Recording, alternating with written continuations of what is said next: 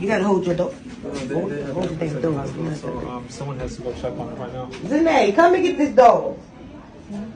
Someone has to check on the daughter. Gabba. Should we call the police? Should we? Let's give it a minute. Let's get somebody, like a family member, because if we call the police, they're gonna take him to child protective service. You don't want that involved. Should we call the police? Should we? Let's give it a minute. Let's get somebody, like a family member, because if we call the police, they're gonna take him to child protective service. You don't want that involved. Should we call the police? Should we? Let's give it a minute. Let's get somebody, like a family member, because if we call the police, they're gonna take him to child protective service. You don't want that involved.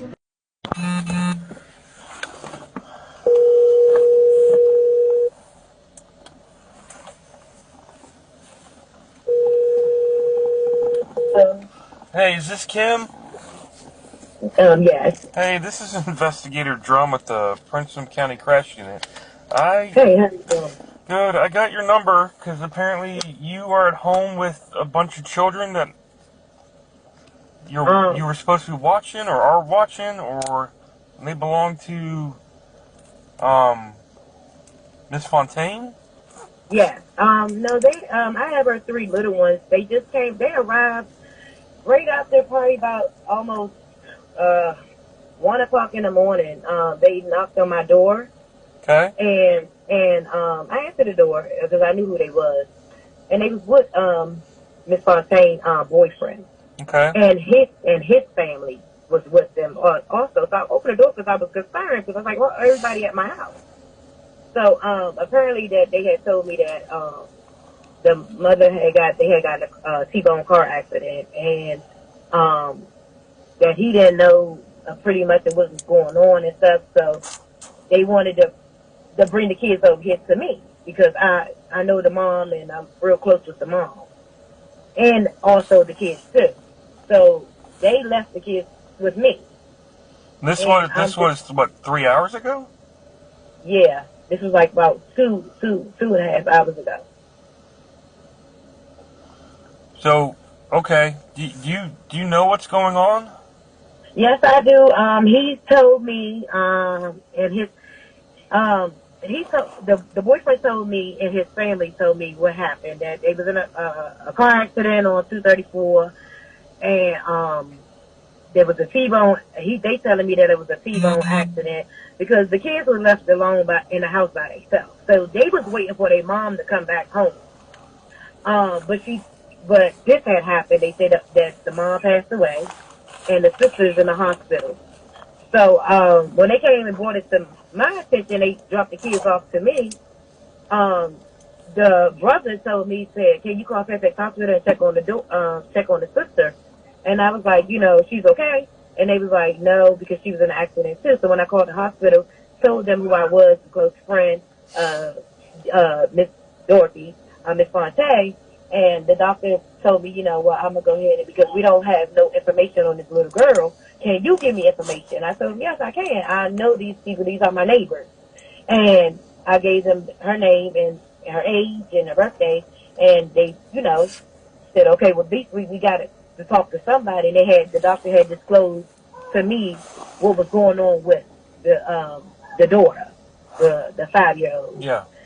But the mother, they told me, had passed on the scene of the accident. Okay. So that's all I am aware of. I was just talking to the social worker at the hospital just now, and I told her that I think somebody called me from the hospital, but it was you. And she told me go ahead and take the call. Okay. Do we know if there is family anywhere in the area? Well, these kids, I just need to get to her phone. Everything is in her phone. Her phone's destroyed. Her phone is destroyed. Okay. Well, all the phones? Her son right here, he said she has 2 phones. Well, there were a lot of phones. Yeah. And I can tell you, I can almost guarantee you, without even turning any of them on, all the screens are cracked and broken. Okay. It was a really violent crash. Yeah, that's what I heard. So, I guess I'd like to help track down some form of next of kin, because I need to get somebody up to the hospital for the 6-year-old. Where do they know where any of the family members live? Do y'all know anywhere the family members live? No, they don't know nothing. They don't know nothing. They don't even have a cell phone. All they know is their mom and him was arguing all morning. They told me they was arguing all morning, and the last couple of days they have been in altercation. So, they've been arguing all morning, and he told her that he was going to take her to go put flowers on her mom's grave, and that's what they told the kids that they was going. They told y'all that, okay? And he told the other kids that they wanted to go, and he told them, no, y'all not going. Y'all gonna stay right here. I'm just taking your mom and Empress. And sir, I'm gonna be honest with you. I think you need to investigate this because it don't sound right.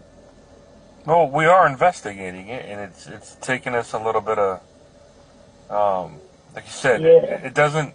None of this stuff works like TV, so it's going to take us a while to dig through it. Because the kids also told me to ask you, the lead investigator that's on this, can they talk to the lead investigator because they want to disclose some stuff that they've been seeing that been going around in the house. Like what? Abuse. Like physical abuse on what? Physical abuse on your mom?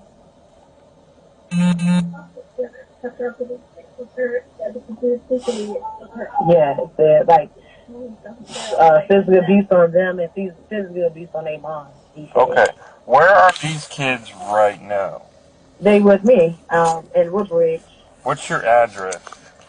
2920 Foxfly Drive, apartment 103. Okay. All right, number 103. This is what I'm going to do. I'm probably going to send somebody by your apartment to come by and get some information and talk to the kids. Because they all up to age. The oldest is 13, the other one is 10, and the other one is 9. Okay. So, but they're not your children. Where do they live? They live in the next building. And why aren't they with their? Is there any adult that's supposed to be in that apartment? No, they left them alone by themselves. But the lady at the social worker at the hospital read me the whole statement. That he lied about everything. He told them that they was going to a funeral and that they left the other kids in the house with the neighbor, and that was a lie. All right. These kids was in the house by themselves. How old are the kids? I just told you, 13, 10, and 9. Yes, I apologize. I've been awake for 19 hours, so I'm trying to... 13, 10, and 9. What are the names of the children? Imagine. Is that the 13-year-old? No, that's the 10-year-old. And then Pharaoh, like a king Pharaoh, is the 9-year-old. And Javen is the 13-year-old. And they all have the last name of Fontaine? What's your last name, Max? Fontaine, yeah. All of them? All of y'all last name Fontaine? Javen is Horton. Okay. And the kids are safe right now? Yeah, they with me. I know these kids. Okay. My question to you is what would you like us to... We're going to try and find next of kin. I know they said Dad was abusive. When I told them that I was going to, try to go on Facebook and find Dad, they all broke down and cried and said, no, he broke Mom's nose. We were sleeping on the floor.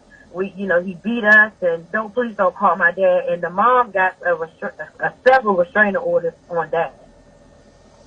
Okay. Because of abuse. And she told me out her own mouth that he was abusive the other night when she talked to me. Define abusive. Like broke her nose. She couldn't go nowhere. you know, beat the kids, you know, like choke one of the kids and everything. Okay, well, this is what I'm going to do. Miss Kim, what's your last name? Coleman. Gomez? Yes, Coleman. Oh, Coleman. Uh-huh. Okay, I'm going to have somebody swing by. We're going to try and track down next to kin. They try to call Derek. What's your uncle name? Your mom's brother's name. Derek. I think his name is Derek. It's not Fontaine. It's Horton. Where does he live? Do you know your uncle? They don't even know their uncle. That's the problem. They don't know nothing. They met him one time and that was it. At their little sister recital or something. They don't even know him. They said if they walk past him today or tomorrow, they probably wouldn't even identify him. All right, so the kids right now are at 2920 Fox Lair, number 103. Yes. Okay. All right, let me start making some phone calls. Like I said, we're trying to do some digging. We've tried looking up Fontaines, and I'm finding Fontaines at a whole bunch of different places. What's your sister name? Because he got access to a lot of things, the police officer do. So we don't have access to a lot of stuff. What's your sister name? Ava Clark. Ain't Connie Clark? How old's your sister? How old is Ava? 17. And then how old is the other sister? They not here, sir. They was removed from the home and they live with their dad. It's two other oldest girls, but they was removed from the home and was put in dad's custody. Okay. All right. I'm gonna send somebody by here, and we're gonna have to start figuring this out because I'm sure you're not prepared to take care of 3 kids for an extended period of time. But they okay. I've been knowing them for a while. So are they good for tonight? Are they good for however long they want to stay? Okay. All right. Well, I'm going to send somebody by to talk about the abuse that the kids are talking about and figure out what was going on today. And like I said, we're still working the crash stuff and trying to track down next to kin. But this is my work cell phone number. Okay. If you guys find names or whatever, you can shoot me a text. Like I said, we're going to start trying to do some digging, okay? Yeah. Can I ask you a question? Yes, ma'am. Was other people hurt? So, there was a driver from another vehicle, Mr. Mustafa. Yeah, Moses. I don't know him. I know him as Moses. So, he was going one direction on Dumfries Road. And then the Suburban was going the opposite direction on Dumfries Road. And Moses crossed over into oncoming traffic. Yep. And he fucking intentionally did this shit, dog. You know, it's just, oh, okay. So we'll figure this out, and we'll go from there. But like I said, one thing at a time, and I'll send somebody out to come take a report. Okay? Yes, sir. I just hope y'all get his ass, boy, for this. That 5-year-old ain't had nothing to do with what they got going on. I know. Like I said, it got nothing to do with none of that they got going on.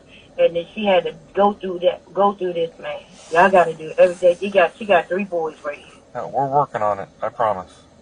Thank you. Yes, ma'am. All right, bye.